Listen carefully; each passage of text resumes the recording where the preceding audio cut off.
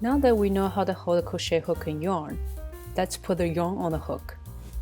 Making a slip knot is a common way to do it.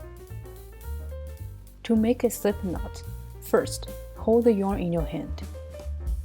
Leave a few inches of the starting end here. Then use your other hand to grab the yarn in the work zone and twist it down to form a circle.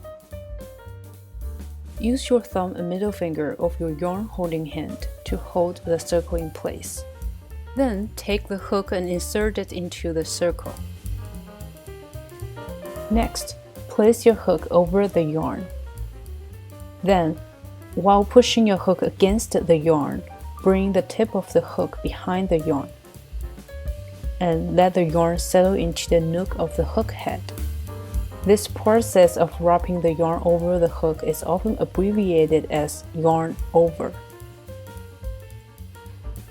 Then, pull the yarn through the circle.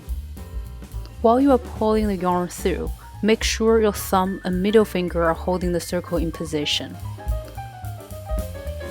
Once the yarn is pulled through, adjust your hook position so it's pointing at the tip of your index finger. Slide your thumb and middle finger down off the circle while continuing to hold the starting end. Pull the starting end down. A knot will start to take shape on the hook.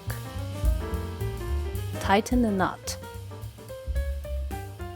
Now, a slip knot is made.